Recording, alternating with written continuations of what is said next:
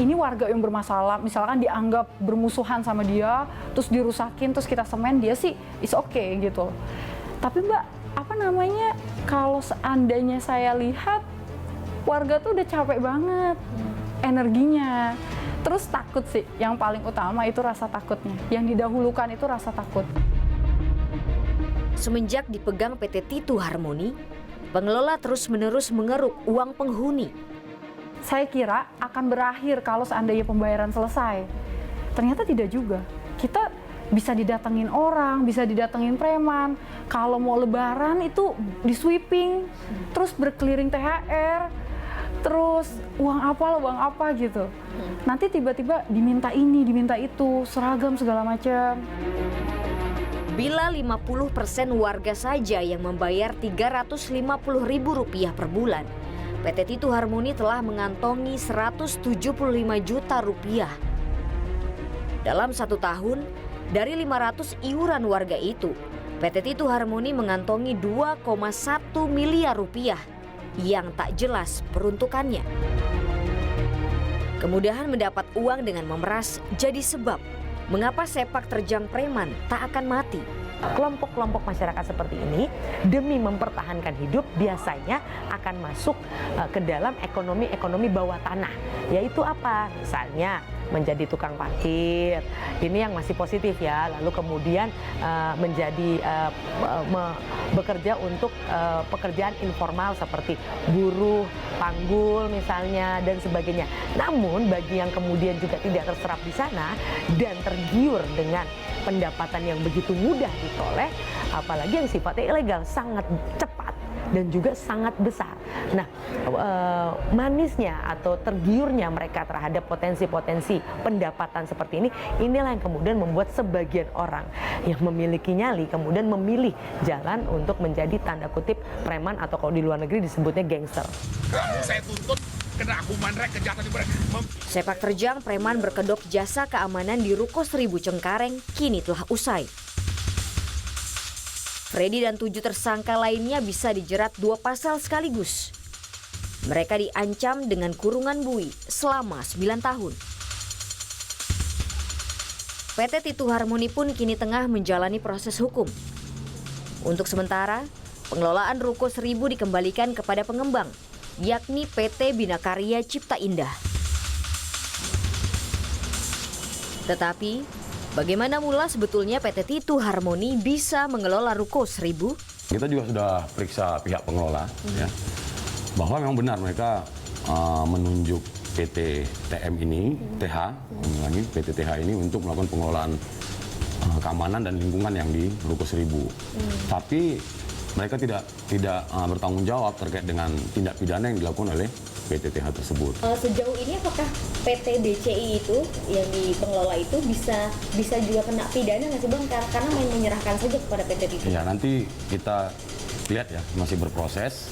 Apakah nanti bisa kita kaitkan? Tentunya apabila ada kaitannya maka akan kita proses juga. Lantas, bagaimana tanggung jawab PT Bina Cipta Karya Indah selaku pengembang Ruko 1000? Sudah lama tinggal di sini, pernah nggak konter balik lagi ke BCI lagi? Dulu kita pernah sama teman-teman yang seprofesi mungkin usaha di sini, kita konter ke pengembangnya. Tapi dari pengembangnya mereka jawab, kan sudah ada perpanjangan tangan kami di sana PT Titu. Nah, kita balik lagi bertanya ke Titu, kita tanya ke Titu, alasannya mereka itu perintah dari pengembang. Penangkapan sejumlah preman di Ruko 1000 oleh Polres Jakarta Barat telah membuat warga yang selama ini diam dalam tekanan berani menyuarakan hak mereka. Warga Ruko 1000 meminta pemerintah DKI Jakarta untuk segera menciptakan keamanan dan kenyamanan di kawasan Ruko 1000, Cengkareng, Jakarta Barat. Kita bentuk forum warga, kita sudah final dalam forum itu, permintaan kita cuma satu, kami kelola sendiri. Karena berkali-kali dikelola pihak lain, bukan hanya yang pertama ini ya, yang terakhir ini bukan. 2 sebelumnya sudah, tapi semua gagal. Dan kami sangat menderita, kenapa? Karena kawasan kami itu sangat kumuh. Pak Butaro untuk minta undangan, kalau memang begitu paling cepat besok. Kan hari ini kan belum tanda tangan undangan dulu dong, saya lapor dulu Karo, bikin tanda tangan undangan. Hari ini sebar juga, besok paling pelaksanaan besok siang. Gitu. Jadi kita paham dulu, baru kita pengelolaan. Jadi kalau memang memungkinkan bisa tidak RT RW-nya dibentuk, gitu kan. Kita rapat internal dulu, tapi kita undang ke Bapak besok. Makanya saya minta perwakilan warga. Tempat itunya dulu Mas. Jadi biar ada dasar buat laporan.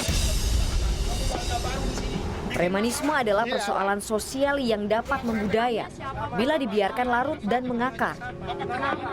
Lantas, dapatkah aksi-aksi seperti ini dihilangkan? Harapannya dengan peristiwa ini kita semua aware, kita semua sadar bahwa ini adalah bagian dari kehidupan sosial kita. Nah, tinggal bagaimana kemudian masyarakat kompak untuk saling berkomunikasi satu sama lain. Jangan hanya karena biarin aja, itu kan dia aja yang punya masalah, gua aman. Nah, model-model empati sosial yang lemah seperti itu yang juga memberi kesempatan bagi para preman-preman ini untuk terus mencari celah. Lalu apa cara yang paling tepat untuk memerangi premanisme? Analisis kedua adalah bahwa mereka sebetulnya bisa saja kerja formal, kerja informal. Namun mereka sudah terbiasa dengan pekerjaan-pekerjaan yang bersifat parasit, ya. Jadi sudah merasa enak mendapatkan sesuatu tanpa harus berkeringat. Tentunya yang paling efektif adalah penegakan hukum. Ya. Ketika ada aksi-aksi premanisme, sebagaimana perintah Bapak Kapolri, ya.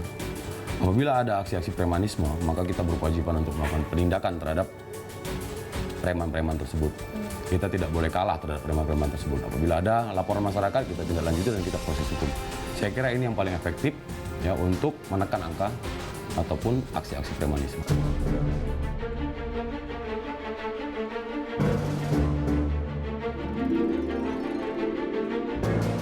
Mematikan aksi premanisme jadi pekerjaan kita bersama.